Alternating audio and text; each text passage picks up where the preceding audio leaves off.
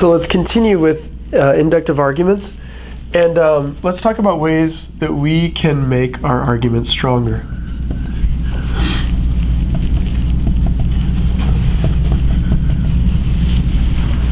So how can we make inductive arguments stronger?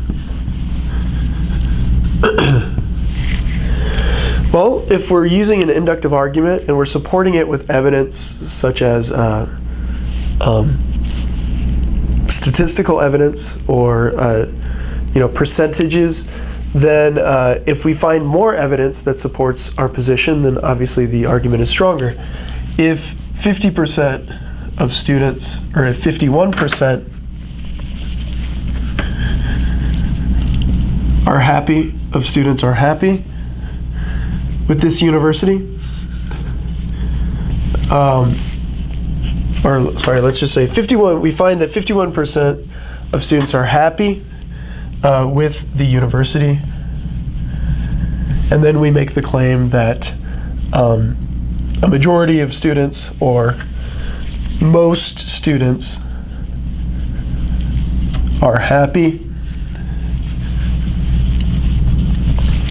That's not a very strong inductive inference.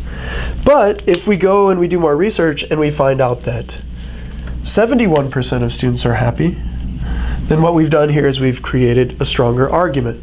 So one way is to go find evidence. But it's important that when we make our argument stronger, or when we evaluate evidence, that we use the best types of evidence.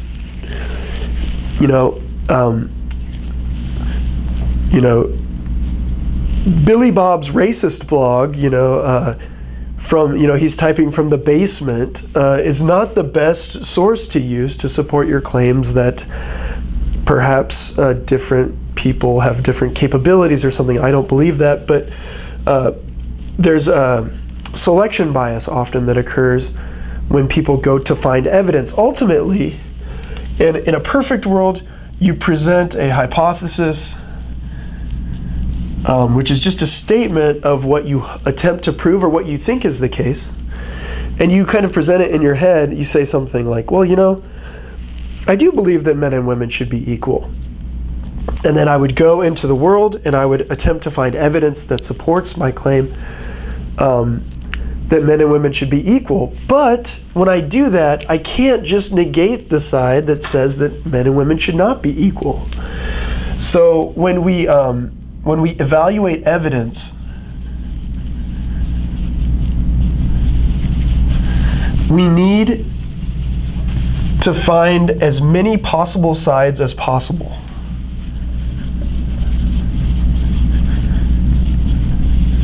Possibly. As many sides as possible. So we need to find the strongest evidence from the people who claim that men and women should be equal, or the position that claims that, or societies in which men and women are created equal. John Stuart Mill, the famous philosopher, in the 1800s made an argument in the book The Subjection of Women, where he was arguing against the fact that men consider themselves higher than women.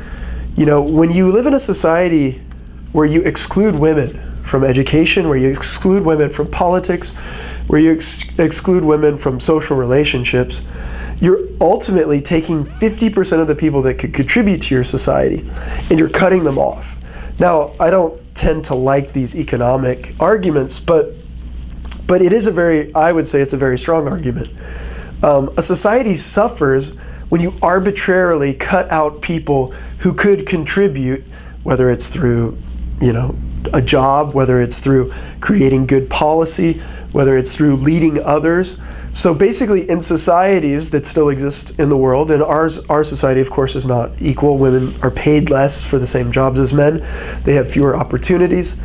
They're treated differently. They're not as respected. I've seen it.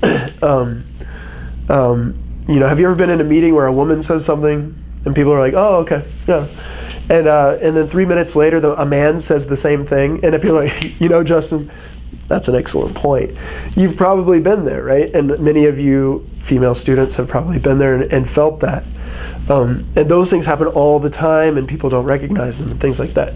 But in societies where there is this strict subjugation of women, it's no wonder that those societies struggle often with, production of goods or, development of technology or ideas or literature or whatever it might be, right?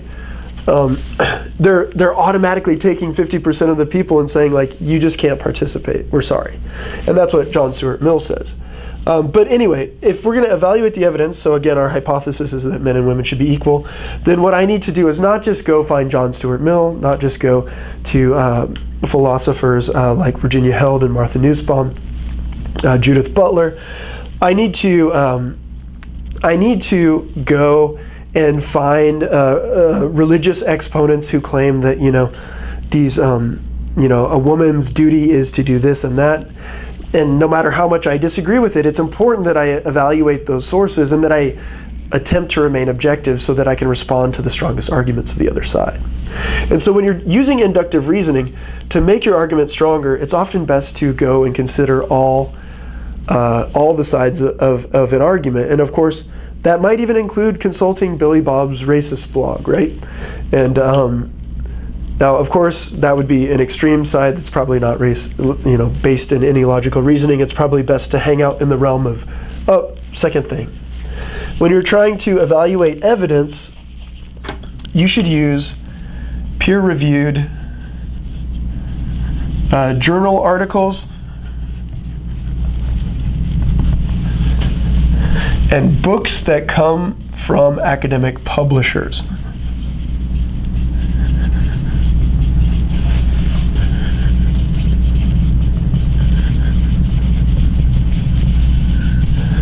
I'm not sure, well, I think I know why. Many students tend to just go out on the internet, find whatever they can, go to Wikipedia and things of that nature, and then kind of bring everything together.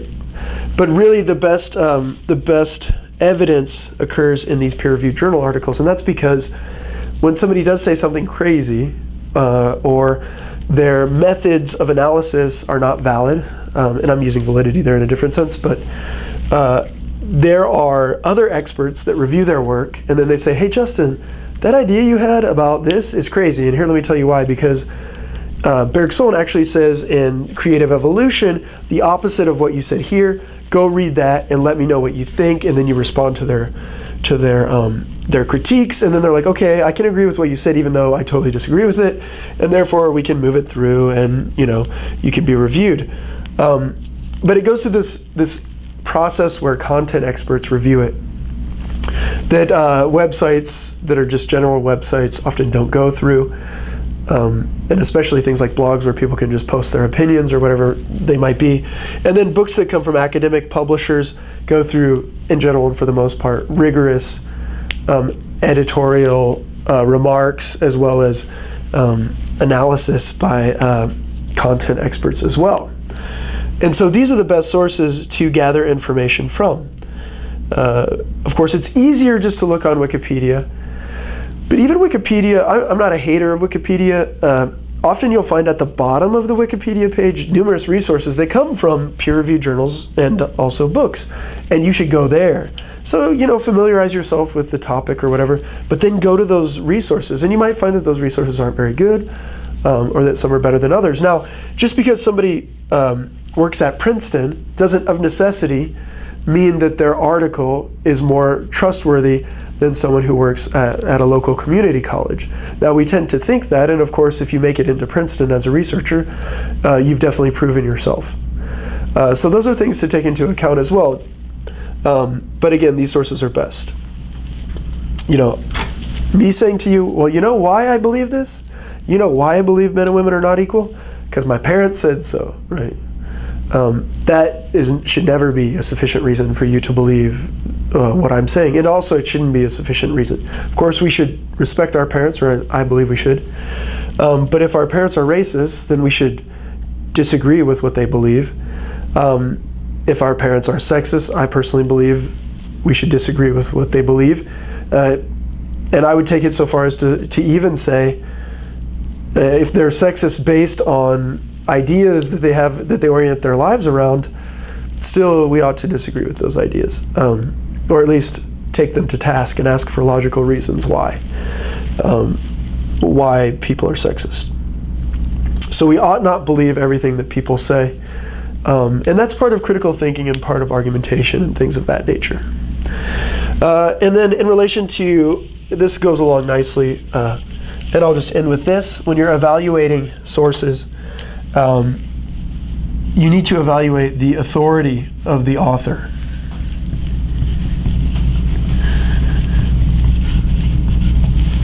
And the examples I like to use here are all these celebrities that tell us what to do and about issues in Sudan and all this. And they're not necessarily wrong that there are issues in Sudan or in Vietnam or wherever it might be. And of course, our own country has our own issues.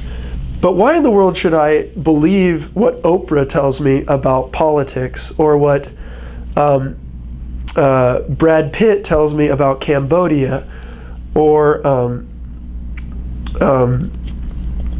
anyone basically on TV that's not involved in some sort of academic programming? Why should I believe what they tell me to believe? They're not authorities on the topics. If you want to learn about the situation in Cambodia, then you should consult Cambodian news sources. You should consult economists and thinkers from that country itself, or perhaps you should consult leading authorities. For example, there are numerous faculty members across the country that study very specific issues. So you might find a professor of political science somewhere at a university who only studies, northern Vietnam and that region and how markets influence each other. And of course, that person would be well versed in the literature and probably have connections to people in the country that know what's going on.